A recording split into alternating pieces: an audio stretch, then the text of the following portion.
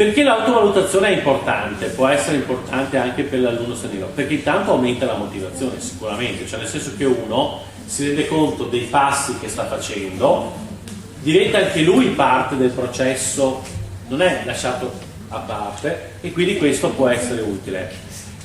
Può essere anche utile per indirizzare verso l'autonomia, perché anche qua, proprio perché purtroppo non abbiamo molte risorse, abbiamo una classe e tutto, se riusciamo anche a fare in modo che l'alunno straniero qualche cosa la possa fare su nostra indicazione, è difficile, lo so che non è sempre facile, però aiuterebbe creandosi una certa autonomia, perché potrebbe progredire, quindi anche questo potrebbe in qualche modo essere utile. E poi instaurare una relazione di fiducia con l'insegnante che diventa importante, perché anche qua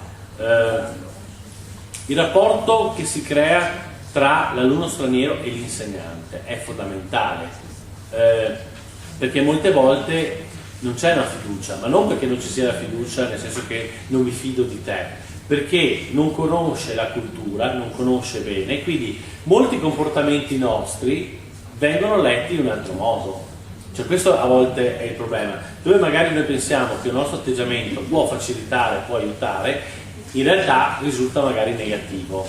Vi è mai capitato questo di avere dei risultati diversi da quello che vi aspettavate rispetto a un vostro comportamento con uno straniero? Sempre per ritornare ai miei giapponesi, cosa capitava? Io per esempio in classe non potevo lavorare con certe modalità, non so, il cooperative learning, a coppie, a gruppi, questo non funzionava con loro. Perché non funzionava? Perché loro sono abituati, da quando entrano a scuola, da piccoli, che viene detto vai bene a scuola, andrai bene a scuola, uguale successo nella vita, vai male, sei un fallito, non vali nulla. Questo è a dimostrazione di come una persona che arriva a una certa età e non riesce a entrare in una università famosa dove fa l'esame, a volte si suicida, perché ovviamente, ecco, quindi c'è una massima competitività e questo porta che è difficile mettere le persone che lavorano insieme. Perché? Perché quello che so io, bene che lei non lo sappia, perché magari un giorno potrebbe un concorso portarmi via il posto, quindi quello che so lo tengo per me, non c'è questa situazione, diciamo. Come l'altra cosa che succedeva in classe, siccome in quella classe avevo persone che andavano dagli 8 ai 70 anni, tanto per la varietà, se io chiedevo domani, non so, volete che facciamo lezione qua o la facciamo all'aperto? Se la chiedessi a voi, alza la mano, vediamo, la maggior parte vogliono che la facciamo qua perché ancora fa freddo, è meglio non star fuori, e altri e la faremo qua.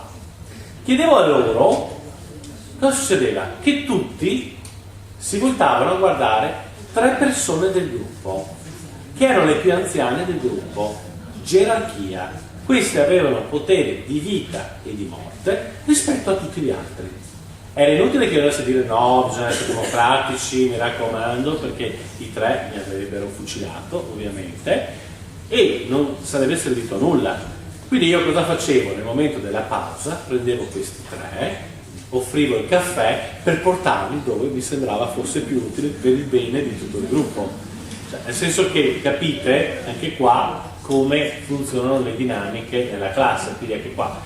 Come per loro non potevo usare il metodo comunicativo, si dice tanto, si lavora con metodo comunicativo, lavoriamo, con loro non funzionava, perché per loro grammatica e traduttivo già nella loro lingua imparano in un certo modo. Tant'è vero che gli orientali, cinesi, giapponesi in modo particolare, sono bravissimi nell'imparare a memoria vocaboli su vocaboli, o no? Cioè, imparano perché sono abituati dalla loro lingua, ideogrammi, imparare tutti quanti, quindi hanno sviluppato ovviamente il livello di memoria. Ecco, poi magari non sanno poi sistematizzare bene le cose, però la memoria c'è. Quindi per dire che tutto fa pensare che bisogna però entrare in una certa cultura per capire quali sono le realtà e come muoversi in qualche modo.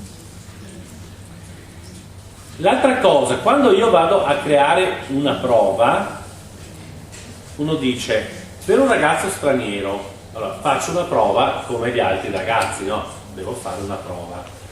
Cosa devo tener conto? Ovvio che quando faccio una prova, per tutti è importante che io stabilisco di dare in base a quello che ho fatto, eccetera. Le consegne devono essere chiare, ma già per i ragazzi italiani devono essere chiare, ma per il ragazzo straniero in modo particolare, cioè devo essere sicuro che uno capisca la consegna e quindi le parole che vengono usate le abbiano già viste.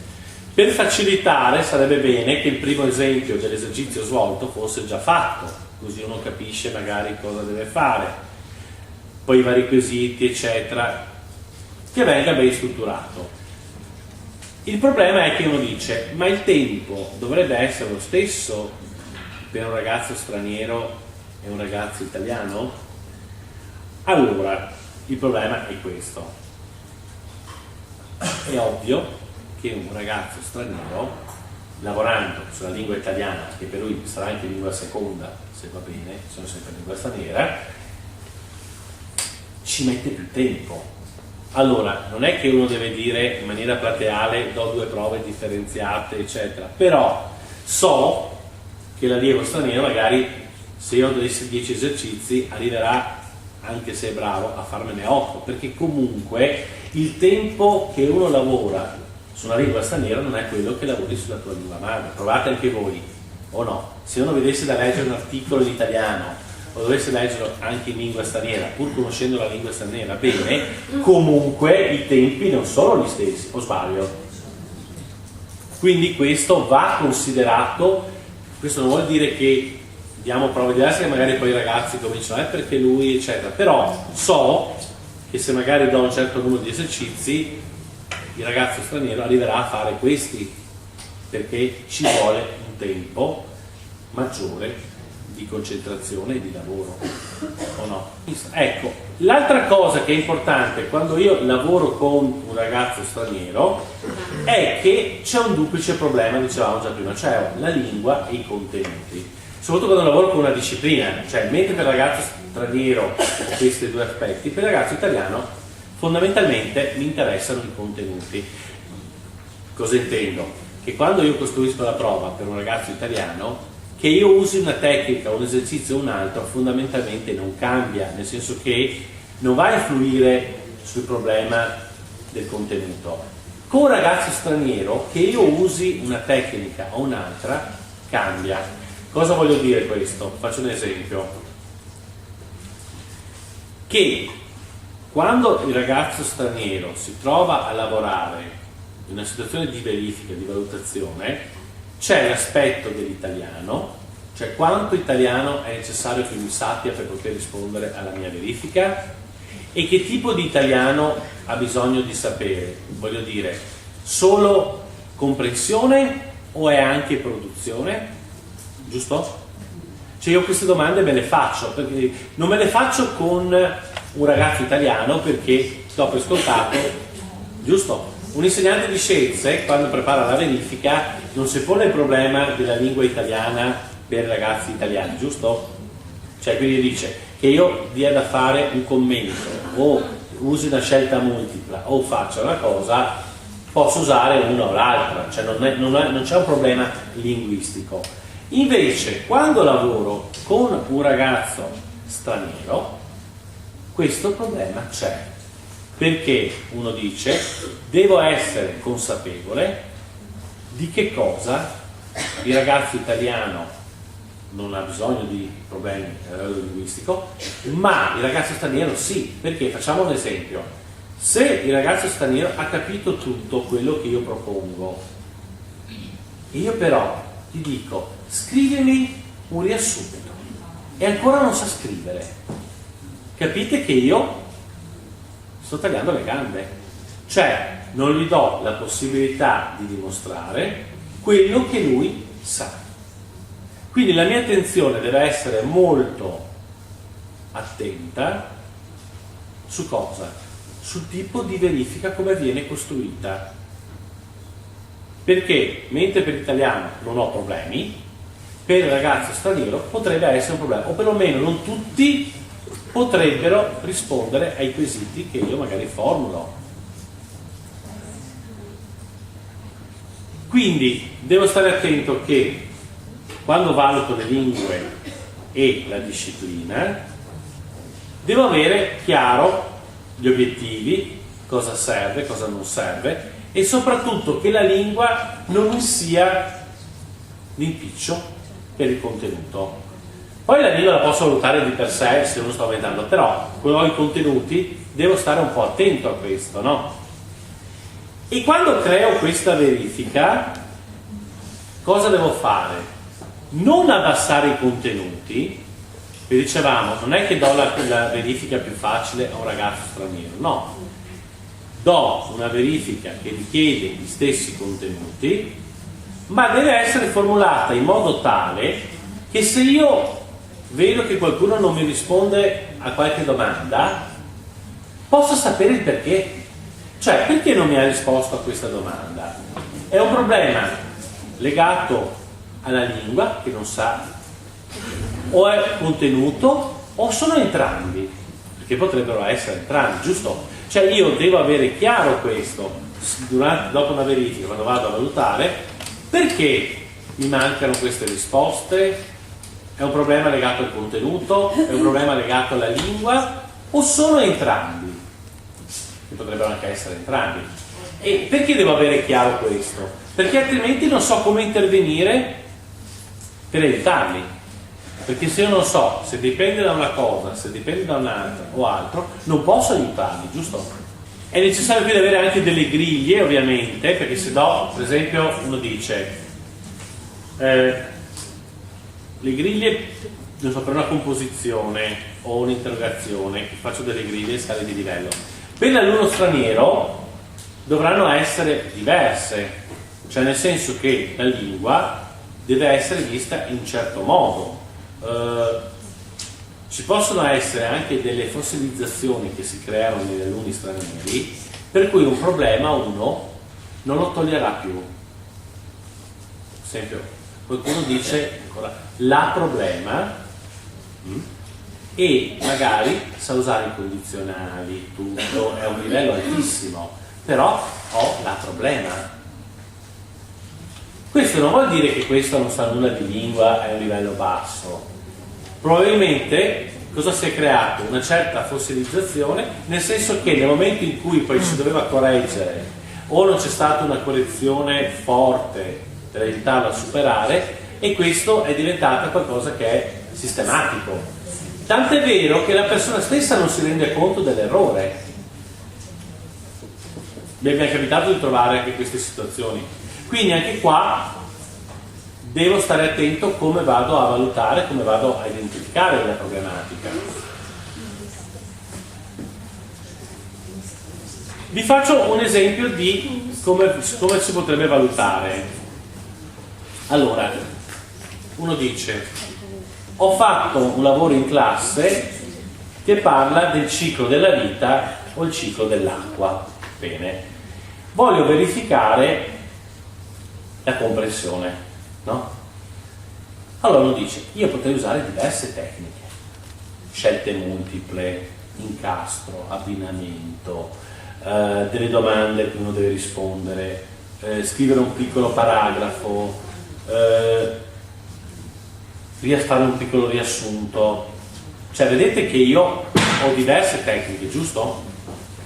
Però usare una tecnica o usarne un'altra non è la stessa cosa, perché richiedo abilità diverse. Cioè, io vi ho fatto l'esempio di diverse tecniche dove in alcuni casi c'è zero produzione linguistica, alcune dove c'è massima produzione linguistica. Cioè, le scelte multiple, zero produzione linguistica, per esempio. Fare un riassunto, massima produzione linguistica. Quindi vuol dire che se io usassi una tecnica che richiede massima produzione linguistica e lo studente ancora non è in grado di produrre in italiano, taglierei le gambe, no? Nel senso che uno non può far nulla. Quindi lo demotivo, primo, giusto?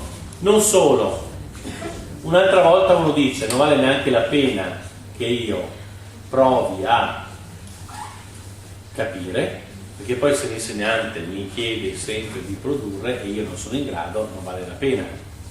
Quindi quello che devo essere accorto è proprio questo: che tipo di tecniche vado a utilizzare per verificare?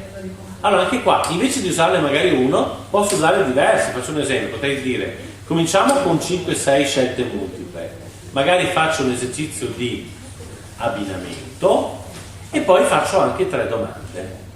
Allora in questo modo io quei primi 2 esercizi per tutti vedo se c'è stata o meno la comprensione di alcuni concetti fondamentali. Poi con le 3 domande vedo se qualcuno è anche in grado di produrre e ha cominciato a fare. Quindi devo avere questa sensibilità in qualche modo, altrimenti mi perdo e perdo soprattutto questo alunno. Siete d'accordo su questo? E potrei usare anche che cosa qui? Un altro esercizio che è quello della transcodificazione. Avete mai sentito parlare di transcodificazione? Non c'entrano i trans. La transcodificazione è il passaggio da un codice a un altro. Io avrei potuto dire disegnami le fasi del ciclo della vita e del ciclo dell'acqua, in modo tale che io attraverso il disegno vedo se sono passati i concetti fondamentali e dopo vado magari nel dettaglio a chiedere alcune cose, eccetera. Come devo anche stare attento, facciamo una piccola pausa, devo stare attento a che cosa? Anche a che cosa valuto. Vi faccio un esempio: se io avessi usato le domande per valutare il ciclo della vita o il ciclo dell'acqua, ok? Delle domande, e ci sono magari 8 domande, bene, un ragazzo straniero mi risponde alle domande, io voglio verificare la comprensione dei contenuti e questo è il mio obiettivo. Il ragazzo straniero risponde e trovo un errore grammaticale su ogni risposta. Quanto incide questo rispetto alla verifica? 50%, 0, 20, 30%? In realtà dovrebbe essere 0 se io voglio verificare la comprensione dei contenuti. Un conto invece andiamo a vedere anche l'uso della lingua e allora lì è un'altra cosa. Perché questo deve essere 0? Perché se io avessi valutato usando un'altra tecnica non potrei avere risultati diversi. Cioè uno dice è perché ho usato le domande che sono emersi gli errori a livello grammaticale, e se non sono errori che mi creano ambiguità nella risposta non vanno considerati a tal fine, giusto? Se invece io avessi usato un'altra tecnica, le scelte multiple, l'abbinamento, l'incastro, questi errori non sarebbero emersi, giusto? Allora non è possibile che se io uso tecniche diverse per verificare la stessa abilità abbia risultati diversi. Allora vuol dire che qualcosa non mi va. Quindi per quello dobbiamo stare attenti: cosa sto valutando in questo momento, cosa mi interessa. L'errore di per sé può esserci, ma non è quello che mi va a creare dei problemi.